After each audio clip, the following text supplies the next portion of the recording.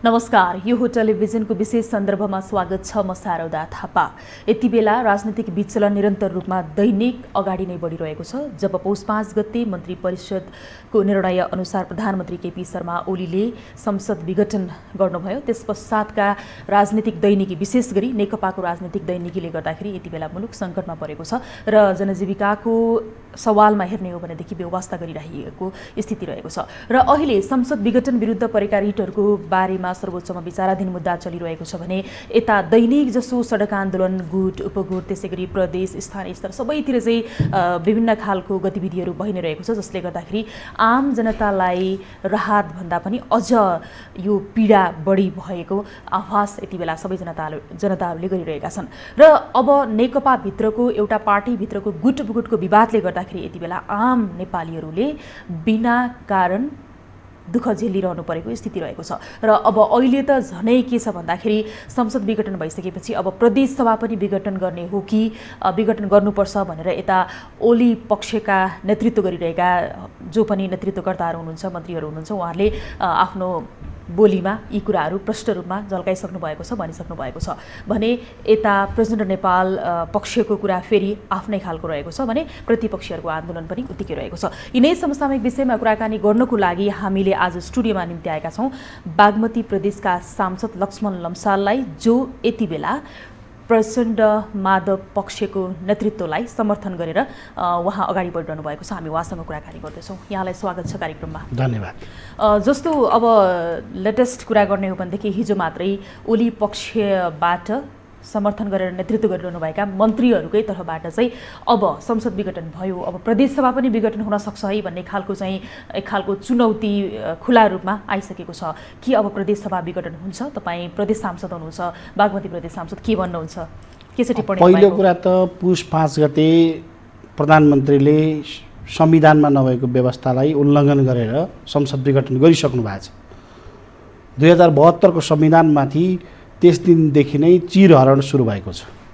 अब प्रदेश सरकार, प्रदेश संसद पनि विघटन गर्छौँ भनेर जुन खालको धम्की मन्त्रीहरूले दिइरहनु भएको छ, यो कुरालाई उहाँहरू संविधान विरोधी मान्छेका रूपमा चित्रण गर्न सकिन्छ। एउटा कुरा, संविधानमा व्यवस्था नभएको चिजलाई विघटन गर्छु भन्दै हिँडेर त्यो सम्भव हुने कुरा होइन।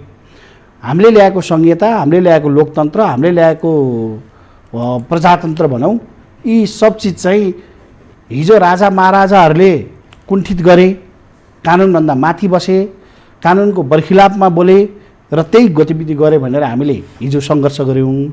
आज हामीले नै नेतृत्व गरेको, हामीले नै बनाएका नेताहरूले यो कुरा धम्की दिने कुरा चाहिँ यो मलाई लाग्छ यो पब्लिक कन्जम्सनको लागि, मूलभूत रूपमा अरूलाई तर्साउनका लागि बोलिएको चिज हो। उहाँको योग्यताहरू, उहाँहरूको क्षमता, उहाँ संविधान को बारेमा उहाँहरूको जुन विश्वास छ त्यो विश्वास टुटेको हो जस्तो मलाई लाग्छ। तपाईँ कसरी यसो भन्न सक्नुहुन्छ जबकि संविधानमै नभएको कुरा प्रतिनिधि सभा विघटन जस्तो एउटा दुर्घटना त नेपालमा भइसक्यो, जसको चौतरी रूपमा आलोचना पनि भइरहेको छ। प्रधानमन्त्री समेत रहनुभएका केपी शर्मा ओलीले मैले विशेषाधिकार प्रयोग गरेको हो भन्नुहुन्छ भने प्रदेशसभा अब विघटन हुँदैन भन्ने आधार के छ र? पहिलो कुरा, तपाईँले जो प्रधानमन्त्रीको विशेषाधिकारले गर्नुभयो भन्नुभयो भन्ने तर्क, उहाँको दाबीलाई म सबभन्दा पहिले त प्रश्न पार्नुपर्छ भन्ने लाग्छ। नेपालको संविधान 2072 पूर्व नेपालमा धेरै सरकारहरू भने धेरैपल्ट संसदको विघटन भयो। मूलभूत रूपमा 3टा प्राइम मिनिस्टरको नाम लिनुपर्छ, गिरिजा प्रसाद कोइराला, शेरबहादुर देउवा, मनमोहन अधिकारी। उहाँहरूले संसद विघटन गर्दाखेरिको संवैधानिक व्यवस्था एउटा थियो। अहिलेको संवैधानिक व्यवस्था 72 सालको संविधानले के भनेको छ भने एउटा बुझ्नुपर्ने कुरा, आम जनसमुदायलाई, आम राजनीतिक कर्मीलाई म के आग्रह गर्न चाहन्छु भने यी सबै अप्ठ्याराहरू हामीले बेहोरौँ, अस्थिरताहरू बेहोरौँ। त्यो प्रधानमन्त्रीलाई 3 महिनामा हटाउने कुरा पनि त्यसले पनि विकास र समृद्धिलाई अवरुद्ध गर्यो। प्रधानमन्त्रीलाई 3 महिना हटाउने चलनले पनि, र प्रधानमन्त्रीलाई 3 महिना नहटाउँदै गर्दा प्रधानमन्त्री निरङ्कुश बन्न सक्नुहुन्छ भनेर त्यो संविधानले के परिकल्पना गर्यो? 72 सालको संविधान बनाउँदै गर्दाखेरि भने म यही कुरा भन्दैछु, जब संविधानले परिकल्पना नगरेको कुरा उहाँले घटना घटाइसक्नु भयो, त्यसो भएको हुनाले केपी ओलीले प्रदेश पनि विघटन हुन्छ, स्थानीय तह पनि विघटन गरिदिनुहुन्छ, यसको पछाडि हामी लाग्नेको कुनै अर्थ म देख्दिनँ। यो कुनै कानुन सम्मत कुरा नि होइन, न्यायसङ्गत कुरा पनि होइन। आजको जनताको माग मुद्दा पनि होइन। त्यसकारणले यो सम्भव छैन। अब के हुन्छ त? अब सम्मानित सर्वोच्च अदालतमा संसद विघटनको विषय संवैधानिक इजलासमा छ। सम्भवतः आज 21 होइन, भोलि 22 गते हियरिङ सुरु हुँदैछ। संसद पुनर्स्थापना हुन्छ। संसद पुनर्स्थापना भइसके पछाडि हिजोकै राजनीतिक कोर्समा मुलुक फर्किन्छ। त्यो फर्किसके पछाडि सरकार नयाँ बनाउने चरणमा मुलुक जान्छ र नयाँ सरकार बन्छ। नबन्ने उपाय छैन। तर अहिलेको यो जुन परिस्थिति छ यसले त्यो सम्भावना देखाउँछ भने आज त मैले भनिरहेँ नि, हाम्रो विषय चाहिँ सर्वोच्च अदालतमा बसिरहेको छ। मैले अहिले पनि तपाईँलाई मेन्सन गरिसकेँ, 3वटा प्रधानमन्त्रीले संसद विघटन गरिसकेपछि पुनर्स्थापनै भएको छ करिब करिब। तपाईँको संसद पुनर्स्थापना कुन कन्डिसनमा प्रधानमन्त्रीले संसद विघटन गर्ने भन्ने कुरा संविधानले नै भनेको छ। त्यो सम्मानित सर्वोच्च अदालतको फैसला आउन नै बाँकी छ। अब तपाईँले मलाई सोध्दै गर्दाखेरि के हुन्छ भनेर भन्दाखेरि गर्दा संसद पुनर्स्थापना हुन्छ, नयाँ सरकार बन्ने प्रक्रिया अगाडि बढ्छ, मुलुक हिजोकै बाटोमा जान्छ। त्योभन्दा बाहेक गइयो भने 2072 सालको संविधान काम भएन र त्यो संविधान यत्रो 60 वर्ष लाएर ल्याएको गणतन्त्र, हामीले ल्याएको संविधान, यी सबै चिज चाहिँ के भयो विघटनको दिशातिर जान्छ भनेर भन्दा अतिरिक्त हुँदैन भन्ने मलाई लाग्छ। जस्तो अब सर्वोच्चमा विचाराधीन मुद्दा रहेको छ यो संसद विघटन विरुद्धको रिटहरू होइन। अब यो त भोलि फैसला के हुन्छ भन्न सकिँदैन। तपाईँहरूले हाम्रो पक्षमा हुनुपर्छ भन्नुहुन्छ, अर्को पक्षले हाम्रो पक्षमा हुनुपर्छ भन्नुहुन्छ। जस्तो एक पक्षले कुनै पनि हालतमा संसद पुनर्स्थापना हुँदैन, यो प्रतिनिधि सभाको चाहिँ पुनर्स्थापना हुँदैन भनेर दावाका साथ अब चुनावको लागि चाहिँ रेडी हुनुहोस् भनेर खुला चुनौती दिइरहनु भएको छ भने अब सर्वोच्चको कुरा के आउँछ भन्ने कुरामा चाहिँ दुवै तर्फबाट दबाब जाँदाखेरि सर्वोच्चले त न्यायको फैसला गर्ला होइन। अब तपाईँहरू पनि न्याय भनेको हाम्रो लागि फैसला गर्नु भन्नुहुन्छ, उता पनि त्यही भनिन्छ भने अब यहाँ त कुरा बाजिन्छ के? यो तपाईँको र हाम्रो न्यायको कुरा होइन, संविधानमा को व्याख्या गर्ने कुरा सर्वोच्च अदालतको काम हो। संविधानले के परिकल्पना गर्यो, संविधानमा के लेखिएको छ, तर यो विषयभित्र त फेरि अदालत बस्नु हुँदैन भनेर पनि फेरि जवाफ त गइसकेको तपाईँले सुन्नुभयो होला नि। प्रधानमन्त्रीले अदालतै मान्दैन भन्नुभयो भने, प्रधानमन्त्रीले म यो देशै मान्दैन भन्यो भने त्यसको त जिम्मा कसले लिन सक्छ? तपाईँले लिनु पर्दैन त? जनताले लिन्छ, हामीले लिन्छौँ, नलिने कुरा भएन। मैले तपाईँलाई एउटा स्मरण के गराउन खोजेँ, फेरि पनि आग्रह के गर्न खोजेँ भने यो मैले वा तपाईँले, मेरो पक्ष वा अर्को पक्षले न्यायको कुरा होइन। संविधानले के भन्छ, कानुनले, हामी त विधिको शासन मान्छौँ हो, विधिको शासन मान्नुपर्छ भन्ने हो। तपाईँलाई एउटा म इक्जाम्पल दिन्छु। कोही पनि व्यक्तिलाई हत्या गर्नु हुँदैन भन्ने त यो कहीँ लेख्न पर्छ र? अलरेडी अन्डरस्टुड कुरा हो नि, प्रधानमन्त्रीले हत्या गरिदिनु भयो। अब पाइन्छ कि पाइँदैन? पाइँदैन थियो, गरिसक्नुभयो। तर त्यसलाई नियन्त्रणमा लिने, त्यसलाई पुरानो बाटोमा फर्काउने तरिका भनेको त फेरि पनि संसद विघटन हो। संसद पुनर्स्थापना गर्ने कुराले मुलुकलाई सही राजनीतिक दिशा दिन्छ। फेरि पनि संसद अब यसो भन्दै गर्दा सर्वोच्च अदालतले के फैसला गर्छ तपाईँको दाबी कहाँ मुखरित हुनसक्छ भनेर तपाईँको दाबी रहन सक्ला। म आग्रह के गर्छु भने फेरि पनि मेरो वा तपाईँको कुरा होइन, यो आम जनताको कुरा हो, संविधानको कुरा हो, हाम्रो नजिरको कुरा हो, हाम्रो व्यवस्थाको कुरा हो, जनताको चाहना र भावनाको कुरा हो। यो सबै चिज सम्बोधन गर्ने कुरा पक्कै पनि यो सर्वोच्च अदालतका न्यायाधीशज्यूहरू, मान्य न्यायाधीशज्यूहरूले यो संविधान बनाउने बेलामा पनि उहाँहरूको फिडब्याक छ र संविधानको व्याख्या गर्ने जुन अधिकार उहाँहरूसँग छ। मलाई के विश्वास छ भने मेरो वा तपाईँको पक्ष भएर होइन कि संविधानमा जे कुरा स्पिरिट छ त्यो स्पिरिटको आधारमा सर्वोच्च अदालतले संसद पुनर्स्थापना गर्छ। त्यो गरिसकेपछि मैले अहिले भनेको बाटोमा मुलुक अगाडि जान्छ। अब यो प्रदेश सभाको अलिकति कुरा गरौँ होइन। जस्तो बागमती प्रदेश सभा मात्रै नभइकन देशैभरका 7वटा प्रदेशहरूमा यति बेला विचलन आइरहेको छ। अब अविश्वासको प्रस्ताव राख्ने, हटाउने, निकाल्ने, अब कति बेला के हुन्छ थाहा हुँदैन। बागमती प्रदेशको मुख्यमन्त्री डोरमणि पौडेल विरुद्ध पनि तपाईँले अविश्वासको प्रस्ताव राख्नुभयो होइन। अविश्वासको प्रस्ताव राखेर तपाईँको आफ्नै पार्टीको नेतामाथि अविश्वासको प्रस्ताव राखेर चाहिँ अहिले अब नेपाली कांग्रेससँग के तालमेल गरेर सरकार बनाउन लाग्नुभयो तपाईँहरूले? होइन, यसलाई पहिलो चाहिँ यसरी बुझौँ। अब मान्य मुख्यमन्त्री डोरमणि पौडेलको बारेमा अहिले यतिखेर प्रस्ताव दर्ता भएर त्यो बाहिर आयो। हामीले त विगत लामो समयदेखि डोरमणि पौडेल जो हाम्रो मुख्यमन्त्री हुनुहुन्थ्यो, हाम्रो पार्टीको नेता हुनुहुन्थ्यो, उहाँले संहिता बलियो बनाउने भनेको व्यवस्था कुन हो भने सरकार कुन हो भनेको प्रदेश सरकार हो। प्रदेश सरकार बलियो भएन भने, प्रदेश सरकारले जनतालाई अपिल गर्न सकेन भने, प्रदेश सरकारले सकारात्मक सन्देश दिन सकेन भने सङ्घीयता बलियो हुँदैन। हाम्रो सुरुदेखि भनाइ यही हो है। किन स्थानीय तह त हिजो पनि थियो, सङ्घीय सरकार हिजो पनि थियो। अहिलेको व्यवस्थाले, अहिलेको कानुनले प्रदेश सरकार चाहिँ बिचमा थपिएको हो, मतलब यो व्यवस्था गरिएको हो।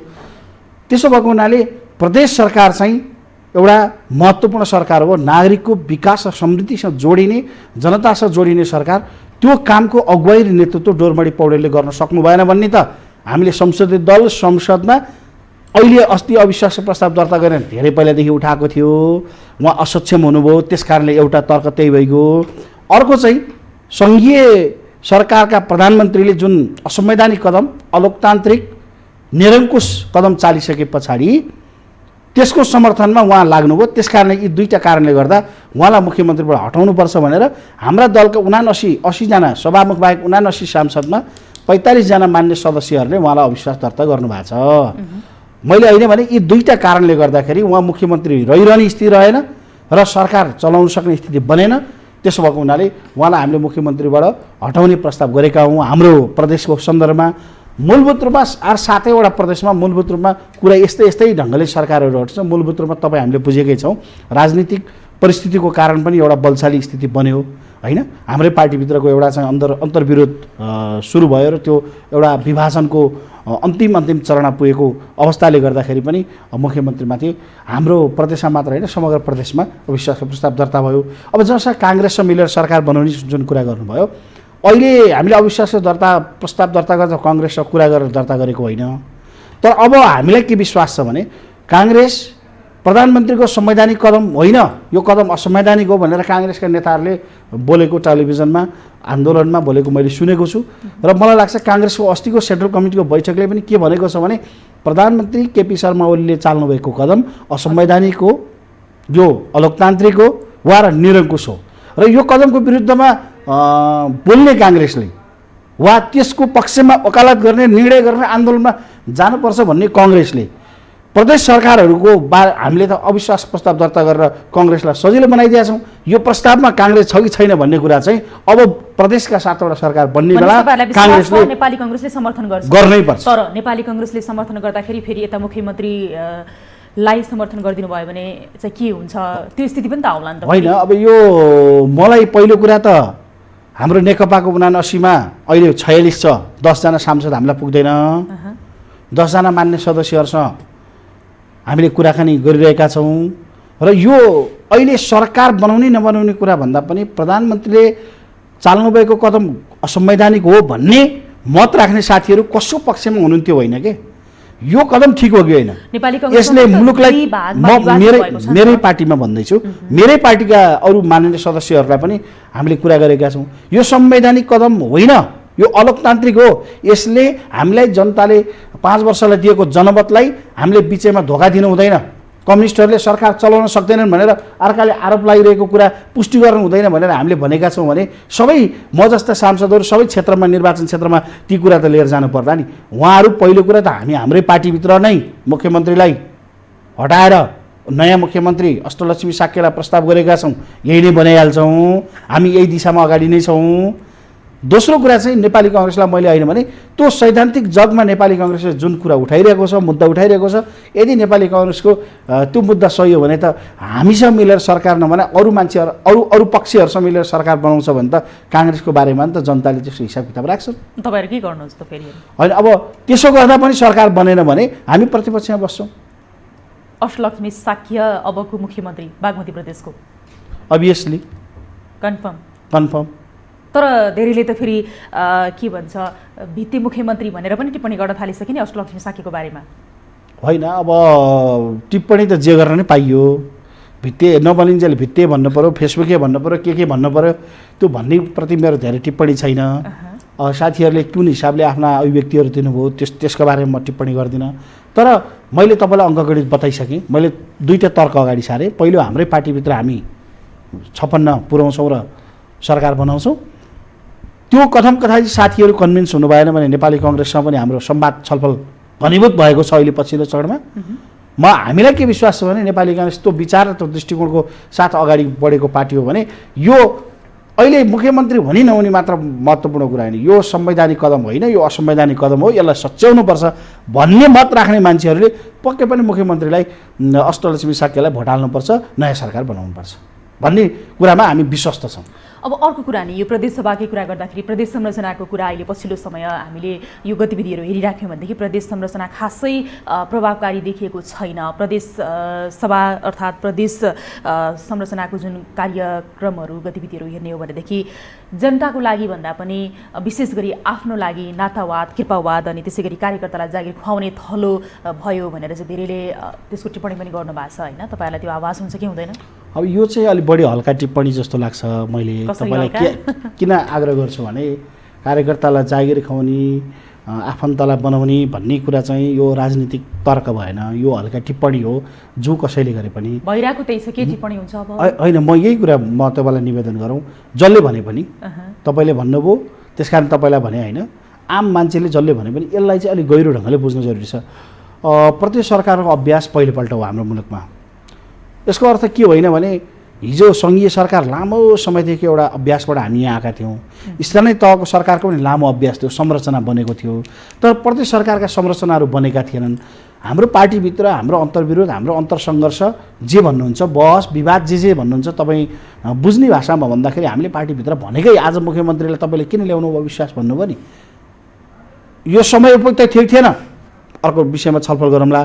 तर हामीले मुख्यमन्त्रीलाई भनेकै यही हो, जनताले नागरिकले प्रदेश सरकारको अनुभूति हुने गरी हामीले कार्यक्रम ल्याउने कुरा, कार्यान्वयन गर्ने कुरा, कर्मचारी संयन्त्रलाई परिचालन गर्ने कुरा, हाम्रा संरचनाहरूलाई बलियो बनाउने कुरा, विकास र निर्माणको हिसाबले प्रदेश सरकार चाहिँ स्थानीय तह र सङ्घीय सरकारले भन्दा बेटर राम्रो गरिराखेको छ भन्ने कुरा चाहिँ पब्लिकलाई हामीले मेसेज दिन सकेनौँ। यो नसक्नुको कारणले आज तपाईँले जुन अहिले विषयवस्तु उठाउनु भयो नि, यो प्रश्नको उत्तर त मुख्यमन्त्रीले मात्र होइन मैले पनि दिनु पऱ्यो नि, मैले मात्र होइन पार्टीले पनि दिनु पऱ्यो नि, पार्टीले मात्र होइन मलाई भोट हाल्ने मान्छेले पनि दिनु पऱ्यो, मलाई भोट हाल्ने मान्छेले मात्र होइन समग्र हिजो गणतन्त्र ल्याउने लोकतन्त्र ल्याउने साथीहरूले पनि त्यो उत्तर दिनुपर्ने स्थितिमा पुगेको छ। त्यसै भएको हुनाले यो प्रदेश सरकार चाहिँ अभ्यासको हिसाबले पछिल्लो सरकार हो, यसका संस्थागत संरचनाहरू बलियो भएका थिएनन्, एउटा समस्या र विकनेस भनौँ न त्यसको एउटा थियो नै, त्यो सँगसँगै हामीले त्यसलाई अलि राम्रोसँग जान सक्थ्यौँ, किनभने सङ्घीय सरकारले नि त्यसलाई यो प्रदेश सरकार राम्रोसँग चलोस् भन्ने भूमिका दिन सकेन, हाम्रै सरकार हाम्रै प्रधानमन्त्रीले पनि त्यो भूमिका दिन सक्नु भएन। आज पनि 50औँवटा कानुन बनाउनु छ, सङ्घीय सरकार बन्द भएपछि प्रदेशको सङ्घीय संसद बन्द भएपछि प्रदेशको संसद पनि उहाँहरूले बिना जानकारी चाहिँ बन्द गरिदिनु भयो। माथिको सिको तल सिक्नुहुन्छ उहाँहरू भनेको मतलब बुझ्नुभयो।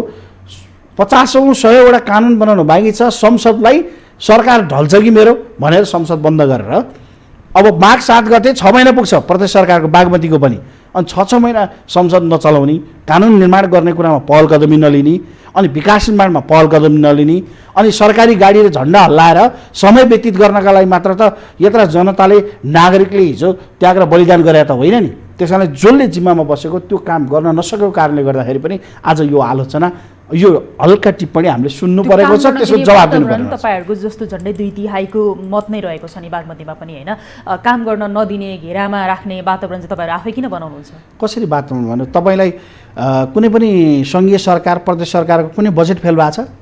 तपाईँहरू मिडियामा अहिलेसम्म सुन्नु भएको छ? मलाई भन्नुहोस्, प्रधानमन्त्री केपी ओलीले प्रधानमन्त्री भएपछि 3टा बजेट ल्याउनु भयो, यस कुनै बजेट फेल भएको छ? के हो काम गर्न नदिने भने? अनि म तपाईँलाई भन्दैछु, बजेट कसले पास गर्छ? संसदले होइन, त्यो सङ्घीय संसदले सङ्घीय सरकारको बजेट पास गर्छ, प्रदेश सरकारको बजेट प्रदेशको संसदले पास गर्छ, स्थानीय तहको बजेट स्थानीय सरकारले पास गर्छ। अनि स्थानीय सरकारमा कहीँ बरु केही समस्याहरू आएका होला नि, केही ठाउँमा आएको छैन भन्दिनँ, 7वटा प्रदेशमा बजेट पास भएको छ, सङ्घीय सरकारले 3 वर्ष बजेट पास गरेको छ। बरु उहाँहरू के धुनमा लाग्नुभयो भने यो 3 वर्ष बजेट पास गरेपछि त्यो बजेट सांसदले कार्यान्वयन गर्छ, प्रदेश सांसदले बजेट कार्यान्वयन गर्ने हो, सङ्घीय सांसदले बजेट कार्यान्वयन गर्ने हो, संसदले बजेट पास गरिदिन्छ, सरकारले कार्यान्वयन गर्छ। सरकारको निकाय, काम गर्ने निकाय ब्युरोक्रेसी छ, अनि ब्युरोक्रेसीलाई कहाँ गएर हामीले तालाबन्दी गरेका छ? प्रधानमन्त्रीको मुखमा ताला लगाइदिएको छ, हातमा सही गर्न हामीले के बन्द गरिदिएको छ, मुख्यमन्त्रीलाई निर्णय गर्न कहीँ रोकेको छ, बाटो बनाउन के डोजर बन्द गरिदिएको छ हामीले, ठेक्कापट्टा विभिन्न बेलामा आएका भ्रष्टाचारका मुद्दाहरूका बारेमा के हामीले भ्रष्टाचारका विषयमा चाहिँ हामीले उहाँहरूलाई काहीँ जुलुस नारा गरेर घेराबन्दी गरेर रोकेको छ? यति कमजोरी किन गर्नुहुन्छ? भ्रष्टाचारको विरुद्ध किन बोल्नुहुन्न? त्यही भएर किन बोलेको छैन? बोलेको छ नि, किन बोलेको छैन? भ्रष्टाचारको विरुद्ध किन? हामीले उठाएको डे 1 देखिको सवाल यही हो नि।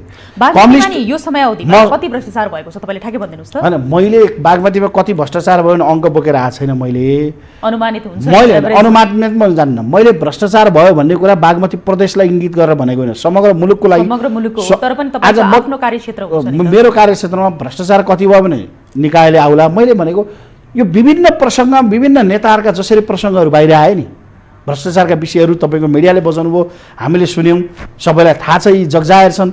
अनि यस्ता मान्छे, यस्ता प्रवृत्तिको बारेमा सङ्घीय सरकार पनि संरक्षणमा लाग्ने, त्यसका प्रधानमन्त्री पनि, प्रदेश सरकार र मुख्यमन्त्री पनि त्यसलाई संरक्षणमा लाग्ने।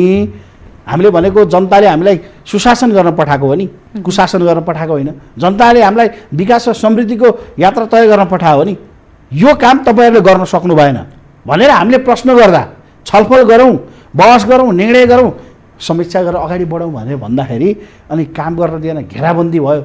यो कुनै तर्क हो? कुनै यो देखिएको विषय हो? 2.5 वर्षसम्म म तपाईँलाई अर्को एउटा स्मरण गराइदिन्छु। 2.5 वर्षसम्म पार्टीको स्थायी कमिटीमा, पार्टीको केन्द्रीय कमिटीमा, पार्टीको प्रदेश कमिटीमा, जिल्ला कमिटीमा, गाउँ कमिटीमा, वडा कमिटीमा, चिया पसलमा, पार्टी त चिया पसलमा नि होला नि, त्यहाँ बहस होला नि त। चिया पसलमा नि कमरेड केपी ओलीको बारेमा कसैले विरोध गरेको छैन। के काम गर्नु क्या?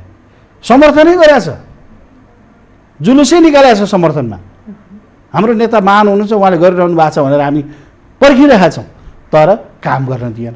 जब वैशाख 8 गते संवैधानिक के यो संसद राजनीतिक दल सम्बन्धी राजनीतिक दल र अर्को के अरे यो संवैधानिक परिषद सम्बन्धी अध्यादेश ल्याउनुभयो प्रधानमन्त्रीले।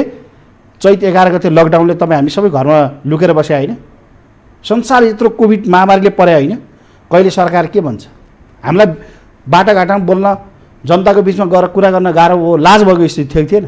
कहिले उपचार फेरि हुन्छ, कहिले हुँदैन, कहिले लकडाउन हुन्छ भनेको अस्थिर तरिकाबाट सरकार अगाडि बढ्यो, जसको जवाब प्रधानमन्त्रीले मात्र होइन मैले पनि दिनुपर्छ। मैले मात्र होइन, मलाई भोट हाल्न लाउने कार्यकर्ताले पनि दिनुपर्छ भनेपछि यो कुरा हामीले उठाउँदै गर्दा यो जुन गलत बाटोमा प्रधानमन्त्री जानुभयो, वैशाख 8 गएको वैशाख 8बाट सुरु हुन्छ सबै कहानी। वैशाख 8 देखि पुस 5 गतेको यो बिचका धेरै घटनाहरूलाई हेर्ने हो भने प्रधानमन्त्रीले कहीँ आफूलाई सच्चिने भन्दा पनि दम्भ प्रस्तुत गर्नुभयो। म देखाइदिन्छु भन्ने ढङ्गको व्यवहार, यो मैले आरोप लगाए होइन नि, यो त बाहिर स्क्रिनमा एकदम बाहिर देखिएको कुरा हो नि। मेरो प्रधानमन्त्री, मेरो पार्टी अध्यक्ष, उहाँकै स्कुलिङ, उहाँकै सहीमा टिकटमा चुनाव लडेर आएको मान्छे, म उहाँलाई किन विरोध गर्न सक्छु र? किन विरोध गर्थेँ र? त्यो जनतामा, नागरिक समाजमा त्यो आवाज उठ्न थालेपछि, पार्टीप्रतिको प्रश्न उठ्न थालेपछि पार्टीमा छलफल बहस सुरु भयो। भदौ 26 गते तपाईँ 5 वर्ष प्रधानमन्त्री खानुहोस्, 5 वर्ष अध्यक्ष खानुहोस्, तर पार्टीका सामाजिक महत्त्वको विषय तपाईँलाई म एउटा हुँदैन, केपी ओलीले नक्सा सार्वजनिक गर्नमा पार्टीको सचिवालयको बैठकले उहाँलाई सहमति दिएपछि उहाँले नक्सा छाप्नु भयो होइन? त्यो विषयमा कसैले विरोध गर्यो? हाम्रो पार्टीले होइन, राष्ट्रिय सहमति भएर उहाँलाई एकदम बधाई, शुभकामना प्रधानमन्त्री गर्नुभयो भन्ने कुरा त हामीले पनि गऱ्यौँ नि। तर बाँकी सवालहरूमा उहाँ अरूलाई गन्दै गर्नुहुन्न, छलफलै गर्नुहुन्न। होइन, यो एक्लै मैले द्वितीय ल्याएको, हाम्रा साथीहरू, एकपक्ष साथीहरू पार्टीमा कस्ता छन् भने उहाँले एक्लै द्वितीय ल्याएको, प्रत्यक्ष प्रधानमन्त्री लडे हो।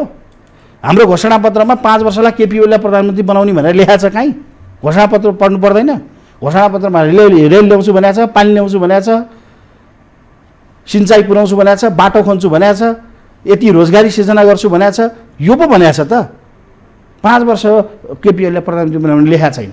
तर यो नभएका कपकल्पित तर्कहरू अगाडि सारेर मुलुकलाई जुन प्रतिगमनको दिशातिर लाने, हामीलाई त राजा ज्ञानेन्द्र र केपी ओलीमा के फरक भयो त?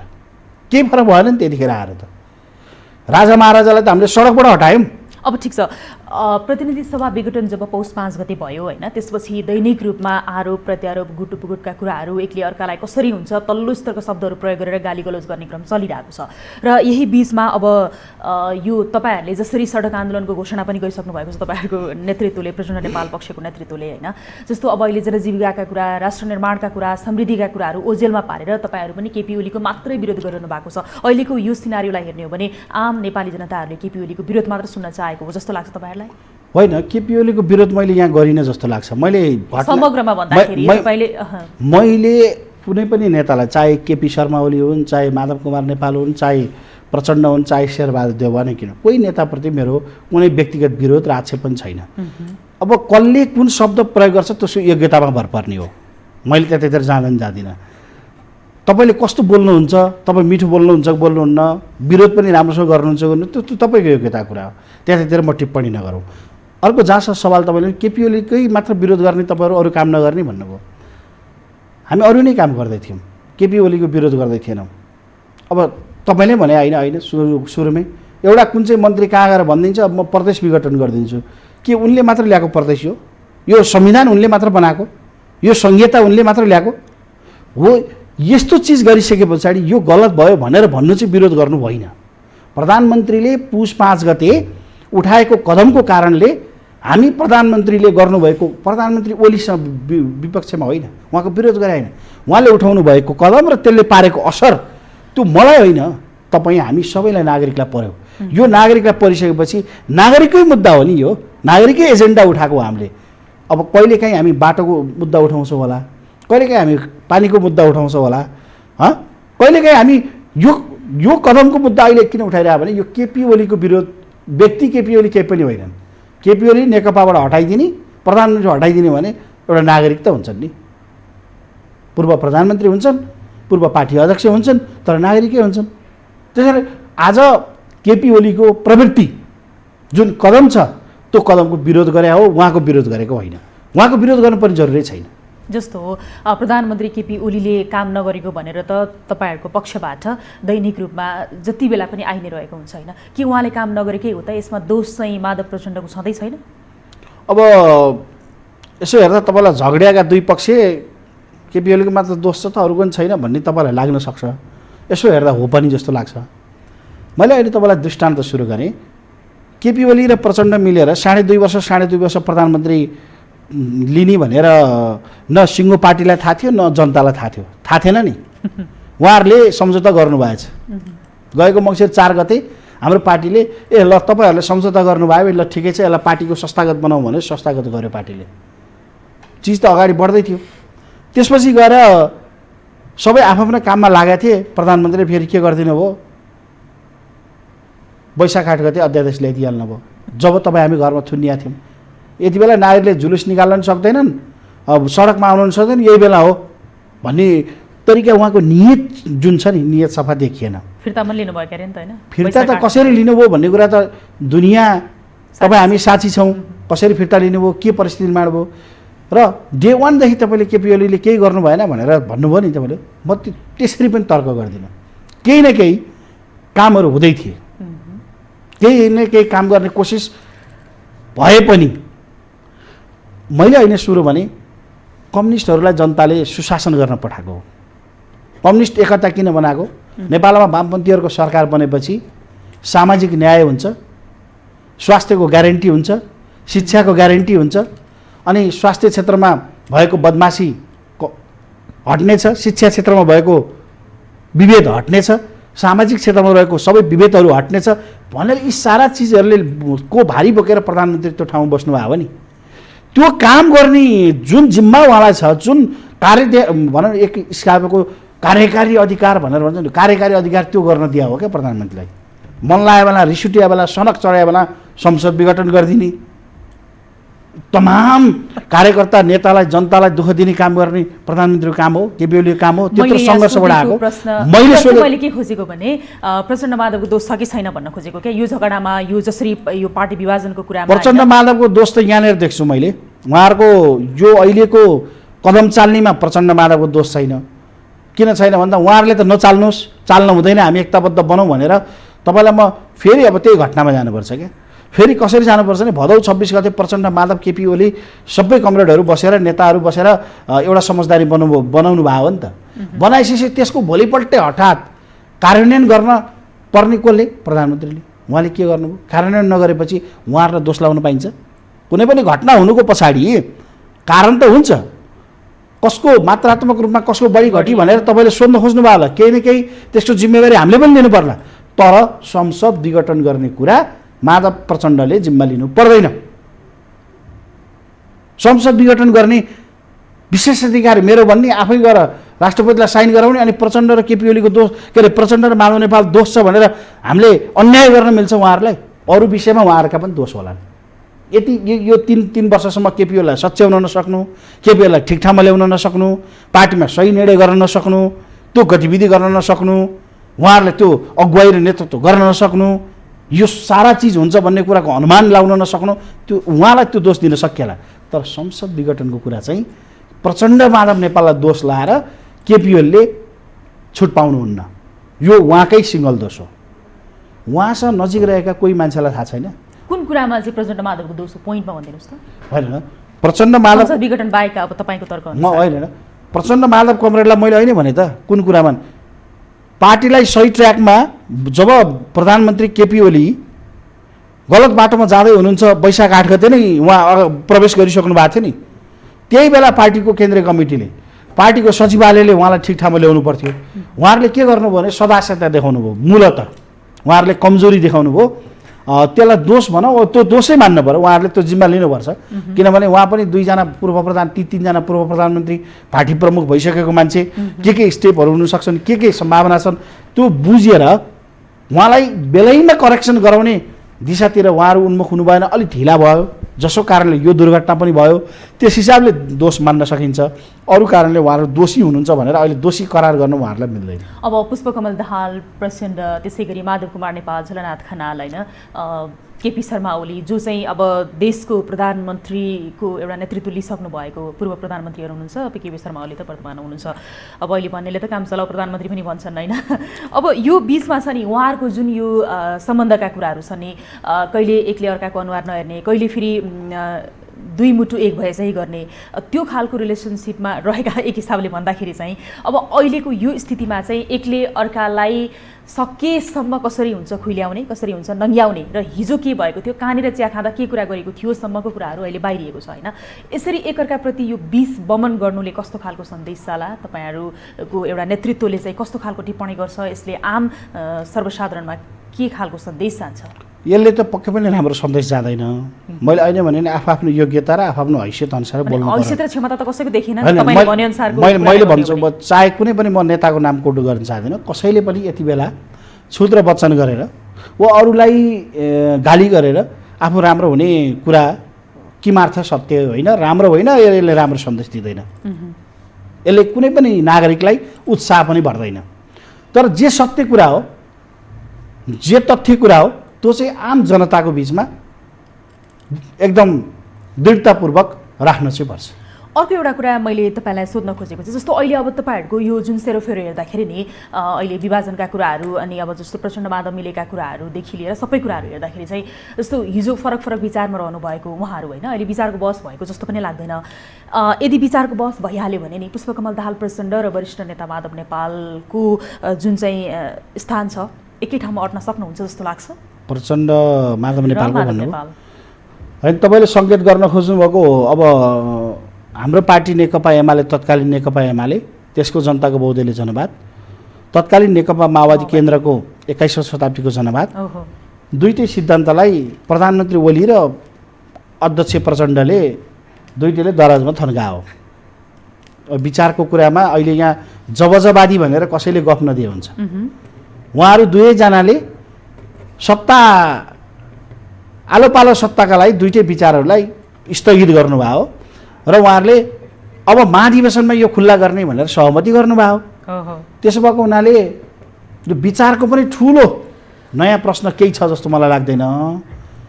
हिजो पार्टी एकताको बेला जनताको जनवाद हुँदै समाजवाद उन्मुख कार्यदिशा के अरे मतलब विचार दृष्टिकोण डकुमेन्ट हामीले बनायौँ। त्यही डकुमेन्ट अहिले हाम्रो पार्टीको डकुमेन्ट हुन्छ।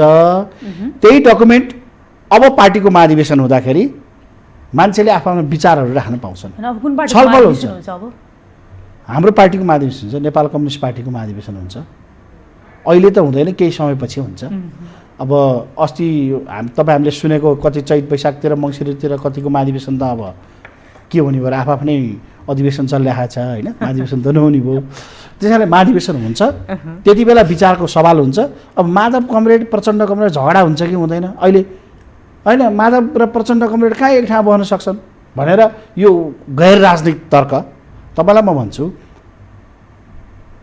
एउटा जीवन्त पार्टीमा अन्तरसङ्घर्ष हुँदैन, हुन्छ। मिल्ने भनेको केका लागि यो चाहिँ अराजनीतिक अन्तरसङ्घर्ष भयो। तपाईँको र मेरो झगडा पर्दा पनि एउटा सीमा हुनु पर्दैन, लडाइँ पनि युद्ध पनि। र प्रचण्डको त्यस्तो खालको स्थिति हुन्छ भन्ने भन्दाखेरि तर्क फेरि यस्तै आउँथ्यो नि त। होइन मैले त कहिले झगडा हुँदैन भनेको थिइनँ, मलाई त त्यस्तो लाग्दैन। माधव नेपाल र प्रचण्डको पनि भोलि झगडा हुनसक्छ। झगडा के भने कुटाकुट बोलचाल नहुने यस्ता अशब्द, यो असभ्य तरिकाले जाने होइन कि वैचारिक हिसाबले, दृष्टिकोणको हिसाबले, कार्यक्रमका हिसाबले कसरी जाने भन्ने कुराको बहस हुनुलाई चाहिँ झगडा मान्नु भएन। अहिलेको चाहिँ झगडा भयो कि अब छ नि आन्दोलनमा अब्बल कम्युनिस्ट होइन, सत्तामा जहिले पनि चुक्छ। अहिले अब 5 वर्षको यसरी स्थिर सरकारको लागि भनेर जनताले यसरी बहुमत दिएर पठाउँदाखेरि पनि चुक्यो। यसमा तपाईँहरू जिम्मा पनि लिनुहुन्छ, स्वीकार पनि गर्नुहुन्छ होइन। अब यसै गरी स्पष्ट बहुमत आउन सक्छ, कुन पार्टीको आउला अब? होइन, अब पहिलो कुरा त अहिले तत्काल चुनावै हुँदैन। अहिले बहुमत र अल्पमतकोतिर खेतेरी नगरौँ जस्तो लाग्छ मलाई। हेर्दै जानु होला, संसद पुनर्स्थापना भयो भने 2 वर्ष त्यसै बाँकी छ यसको कार्यकाल, त्यस पछाडि चुनाव हुन्छ। अनि अर्को तपाईँको टिभी टकमा कुरा गरौँला कसको बहुमत अल्पमत आउँछ भनेर। संसद पुनर्स्थापना भएन भने र यो मुलुक सही बाटोमा जाँदैन, त्यसै चुनाव हुँदैन। अब यो बहुमत अल्पमत कसले ल्याउँछ भन्ने कुरा गर्दै गर्दा चाहिँ आजको मितिमा अब हाम्रो प्रधानमन्त्री केपी ओलीले त 150 सिट कता कता बहुमत आउँछ भनेर भनेको पनि मैले कता कता सुनेँ। अब यो चाहिँ दिवा सपना देखे मात्र हुन्छ, दिवा सपना देख्न पाइन्छ। मेरो आउँछ भनेर भन्ने कुरा कार्यकर्तालाई जोगाउन, पब्लिक कन्जम्सन गर्नलाई, नचाहिने कुतर्क गर्नलाई चाहिँ अब मैले भने नि कतिपय हाम्रो प्रधानमन्त्रीको भनाइहरू चाहिँ अब भोलि पर्सि टिकटक बनाउने मान्छेहरूलाई धेरै काम लाग्छ हेर्नुहोस्। किनभने सत्यमा आधारित छैन, तथ्यमा आधारित छैन। उहाँ 2/3 आउँछ भनिदिनुहुन्छ, पत्याउने कि नपत्याउने। यत्रो भीमकाय कम्युनिस्ट पार्टी बनाउने, फोडिदिने काम उहाँबाट भयो। तपाईँलाई म भन्छु, संसद पुनर्स्थापना भएपछि निर्वाचन आयोगले चिन्हको फैसला गरिसके पछाडि मूल कम्युनिस्ट पार्टी माधव नेपाल र प्रचण्डसँग रहेको कम्युनिस्ट पार्टी हुन्छ। हामी जनताको बिचमा जान्छौँ चुनाव हुँदा र हामी भन्छौँ प्रधानमन्त्री केपी ओलीलाई हामीले नेता बनाउनु गल्ती गरेछौँ, उहाँका कारणले गर्दा कम्युनिस्ट पार्टी र कम्युनिस्ट पार्टीका शुभचिन्तक समर्थकहरूलाई दुःख आइलायो, जनतालाई दुःख आइलायो। यो सच्चै हुनका लागि हामीलाई फेरि पनि तपाईँहरूले बहुमत दिनुपर्छ भनेर हामी जनताको जान्छौँ। अहिलेको एजेन्डा त धेरै विकास समृद्धिका अरू धेरै एजेन्डा भइ नै हाल्छन्। अब यो सँगसँगै छ नि तपाईँहरू त युवा पुस्ता होइन, जस्तो युवा पुस्ता भनेको चाहिँ आफै एउटा नयाँ भिजन लिएर नेतृत्व गर्ने एउटा शक्ति हुनुपर्छ भनेर भन्ने गरिन्छ। र अब अहिले कस्तो छ भन्दाखेरि तपाईँहरू शीर्ष नेताले जे भन्यो, जता जाउँ भन्यो, फुटौँ भने फुट्ने, मिलाउँ भने मिल्ने, तपाईँहरूको आफ्नो कुनै भिजन छैन क्या। तपाईँ जसको पक्षमा हुनुहुन्छ त्यतै सती जानुहुन्छ। यसले गर्दाखेरि तपाईँहरूप्रति चाहिँ अपेक्षा के त जनताको के होइन? तपाईँले उठाएको सवाललाई अब कतिपय सन्दर्भ ठिकै पनि होला, जता नेता गए त्यतै लाग्नुभयो, तपाईँहरूको आफ्नो के त भनेर भन्नुभयो होला। त्यसरी तपाईँले सोच्दा ठिकै होला। तर मैले के आग्रह गर्छु भने आज पुस 5 गतेको संसद विघटनको कुरा म कता लागेँ, म कुन नेताको पछाडि छु भन्ने कुरा महत्त्वपूर्ण कुरा होइन। त्यो ठिक कि बेठिक भन्ने कुरा बहस महत्त्वपूर्ण कुरा हो। म भनिरहेको छु, हामी भनिरहेका छौँ, आम नागरिकले भनेका छन् यो बेठिक हो, त्यस कारणले यो विचार, यो दृष्टिकोणको पक्षमा लाग्नुपर्छ भन्दाखेरि अब सबै नेताहरू हामी त्यहीँ भयौँ। युवाहरूको नयाँ भिजनको कुरा गर्नुहुन्छ भने अब त्यो प्रचण्ड, माधव कमरेड वा शेरबहादुर देउवा वा केपी ओली कसैले आजको संसद विघटन ठिक छैन भन्ने कुरा राख्नुभयो भने उहाँहरूको पछि लागे भन्ने मात्र अर्थ होइन। उहाँहरूले यदि सही विचार, सही दृष्टिकोण लिनुहुन्छ भने उहाँहरूको पछि लाग्नै नै पर्छ, नलाग्ने भन्ने होइन। यसको अर्थ युवा भन्ने बित्तिकैमा हठात अहिले तत्कालै उहाँहरूलाई एकदम बहिर्गमन गर्ने, उहाँहरूलाई हटाइहाल्ने अनि त्यो पदमा म गएर आसीन गरिहाल्ने भन्ने खालको ढङ्गले हामी जानु भएन। पार्टी विभाजनको यो जुन प्रक्रियासम्म आइपुग्दाखेरि नि अब अहिले औपचारिकता बाँकी होला होइन, तपाईँहरूले हस्तक्षेप पनि त गर्न सक्नु भएन नि होइन? हस्तक्षेप त अब हामीले विभिन्न हिसाबले हस्तक्षेप त गरेकै थियौँ, सकिएन। त्यो एउटा प्राधिकार हुन्छ नि पार्टीको, मूलभूत रूपमा प्राधिकारको हिसाबले, शीर्ष नेतृत्वको हिसाबले, नेताको हिसाबले, राष्ट्रिय अन्तर्राष्ट्रिय रूपमा स्थापित पार्टीको एउटा उपल्लो नेतृत्वसँग हामीले विभिन्न माध्यमबाट त्यो कुरा नगरेको होइन, गरेका छौँ। संसदमा कुरा उठाएर गरेका छौँ, जनताको बिचमा आह्वान गरेर गरेका छौँ, कार्यकर्ताको बिचमा गरेका छौँ, नेताहरू स्वयंसँग बहस गरेका छौँ। लामो समय हामीले सङ्घर्ष चलायो, यो पार्टी विभाजनको दिशातिर जानु हुँदैन, मुलुक र आन्दोलनलाई धोका हुन्छ, जनतालाई धोका हुन्छ भनेर त हामी लामो समयदेखि सङ्घर्ष गरेका हौँ। तर ती आवाजहरू हाम्रा कमजोर भए यति बेला। सधैँ यी आवाजहरू कमजोर हुँदैनन्, कुनै न कुनै दिन यी आवाजहरू बलशाली हुनेछन्। अर्को एउटा कुराको यहाँले अलिकति छोटोमा उत्तर दिनु होला। यहाँ प्रदेश सांसद हुनुहुन्छ होइन, यो प्रदेश संरचनाको कुरा गर्नुपर्दाखेरि जस्तो प्रदेशको राजधानी केन्द्रमा हुनुपर्छ भनेर भन्ने गरिन्छ र बागमती प्रदेशको कुरा गर्ने हो भनेदेखि कुनामा, जस्तो मकवानपुरको हेटौँडामा चाहिँ एकदमै कुना भयो भनेर सर्वत्र आलोचना भइरहेछ। जस्तो रामेछाप, दोलखा, सिन्धुपाल्चोक र सुवानु आकोटले कसरी अपना तुलिने? अपना त होइन, यो विषयमा त मैले लामो टेलिभिजन बहस पनि गरेको छु, संसदमा पनि बोलेको छु र धेरै ठाउँमा कुरा गरेको छु। आज पनि संसद हेटौँडामा राजधानी हुनु हुँदैन भन्ने पक्षको मान्छे हो। यद्यपि अहिले राजधानी हेटौँडामा भयो, त्यही भएर त मुख्यमन्त्रीको अर्को अविश्वासको प्रस्ताव आउनुपर्नेको कारण त्यो पनि एउटा हो। किनभने उहाँ एउटा जिल्लावासी हुन खोज्नुभयो, उहाँ समग्र प्रदेशवासी हुन खोज्नु भएन, समग्र प्रदेशको नेतृत्व गर्न सक्नु भएन। त्यो विकासका हिसाबले, अरू विभिन्न हिसाबले सक्नु भएन भनेर हामीले टिप्पणी, छलफल, बहस त्यही हाम्रो दलभित्र, संसदभित्र चलिरहेकै कुरा हो। आज पनि हेटौँडा राजधानी हुँदैन, आज पनि हेटौँडा अपायक छ। आज पनि बागमती प्रदेशका नागरिक, करिब 40 लाख नागरिकमाथि अन्याय भएको छ। यसको त लामो वकालत, बहस, छलफल धेरै गर्दै आएको मान्छे हो म। यसमा त मेरो फरक मात्रै छैन। हेटौँडामा राजधानी अहिले पनि त्यो काबिल छैन, त्यो नागरिकका लागि त्यो आज पनि पाच्य कुरा होइन। यहाँलाई समय र विचारको लागि धेरै धेरै धन्यवाद। तपाईँलाई पनि धेरै धेरै धन्यवाद। दर्शकवृन्द, हामी यति बेलासम्म यो टेलिभिजनको विशेष सन्दर्भमा कुराकानी गरिरहेका थियौँ। अहिलेको नेकपाको राजनैतिक अस्थिरताको विषयमा, विशेष गरी यो प्रदेशको कुरामा पनि अहिले विभिन्न खालको विचलनहरू आइरहेको छ, जसको विषयमा बागमती प्रदेश सांसद लक्ष्मण लम्सालसँग हामीले कुराकानी गऱ्यौँ। यिनै कुराकानीसँगै आजको लागि विशेष सन्दर्भको समय सकियो। यो टेलिभिजन हेर्दै गर्नुहोला। शारदा थापा बिदा हुन्छु। नमस्कार।